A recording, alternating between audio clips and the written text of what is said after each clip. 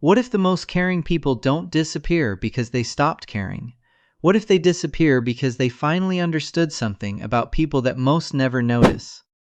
Have you ever gone quiet in a group chat, made an excuse to skip a hangout, or felt tired after being around people you actually like?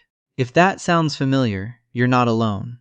Psychologists have found that as emotional awareness grows, people often become more careful about where they place their energy, not because they care less, but because they've started to feel more.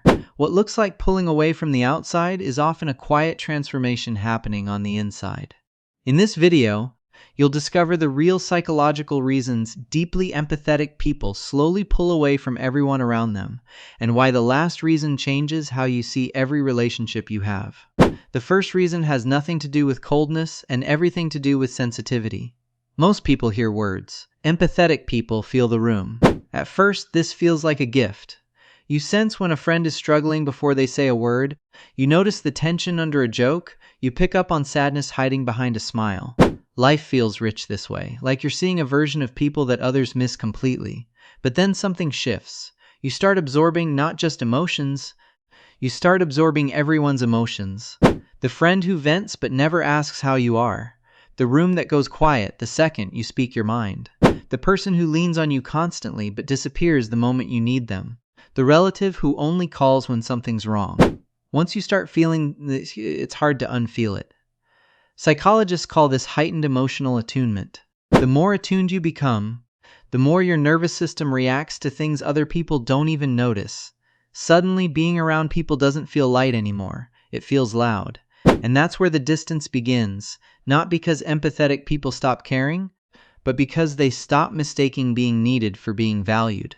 From that moment on, they become far more careful about who they let close, because they've realized that protecting their peace is often wiser than constantly proving their loyalty to people who never reciprocate it. But here's where it gets more surprising. Empathetic people don't withdraw because they enjoy being alone. They withdraw because carrying everyone's emotional weight becomes exhausting.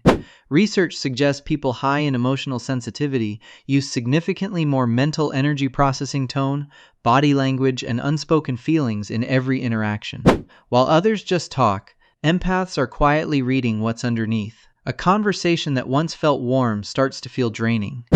A friend group that once felt like home starts to feel like a place you have to brace yourself for.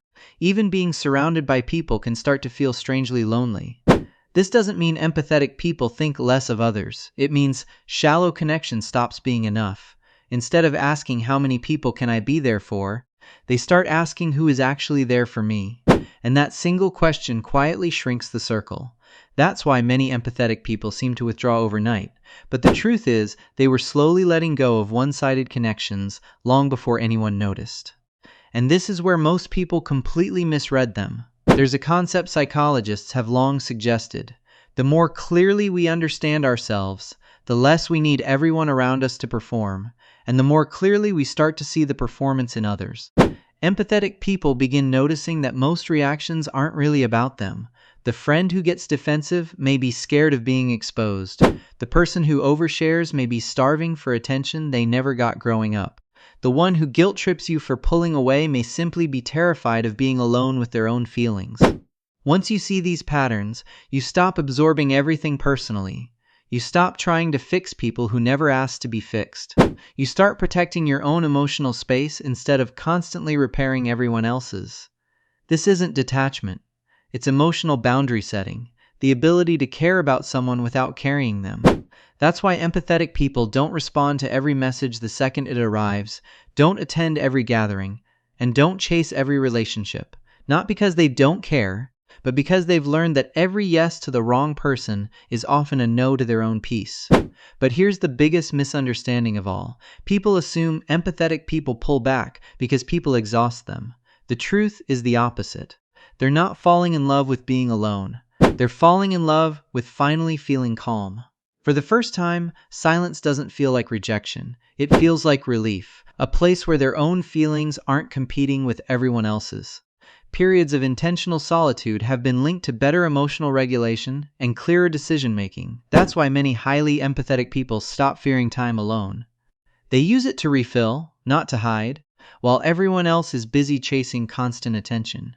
They read more. They reflect more deeply. They start questioning the beliefs they absorbed from other people instead of carrying them forever. And over time, something changes. They stop needing constant reassurance that they're liked. Because real peace isn't built from being needed by everyone. It's built from finally not abandoning themselves to keep everyone else comfortable. That's the moment their priorities shift completely. They stop asking, how can I keep everyone happy? And start asking, does this connection actually give me anything back? And once that question takes root, there's no going back. There's a quieter reason too, one that rarely gets talked about.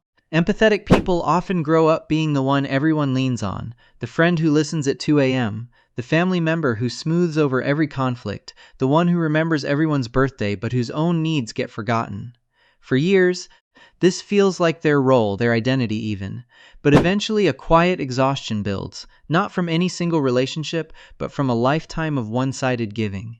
And when they finally start pulling back, it isn't rejection. It's the first time they've ever asked what they actually need instead of what everyone else needs from them. People around them often mistake this for coldness or sudden change, when really it's decades of unspoken generosity finally hitting its limit. There's one more layer to this that most people never think about. Empathetic people often struggle to tell the difference between a relationship that needs patience and one that simply needs to end. Because they can feel why someone behaves the way they do, they end up excusing behavior that actually hurts them. They understand the friend's insecurity, the partner's fear, the family member's unresolved pain, and that understanding becomes a reason to stay far longer than they should. For a long time, this feels like loyalty, but eventually something in them recognizes a simple truth. Understanding why someone hurts you doesn't mean you're obligated to keep absorbing it. That realization is often the real turning point, not a loss of empathy, but the moment empathy finally includes themselves too. Once that shift happens, distance stops feeling like abandonment and starts feeling like self-respect.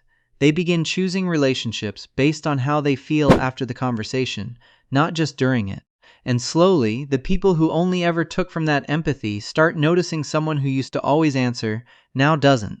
Someone who used to always understand, now asks to be understood in return. That shift confuses people who benefited from the old pattern because they never expected the person who gave everything to eventually ask for something back.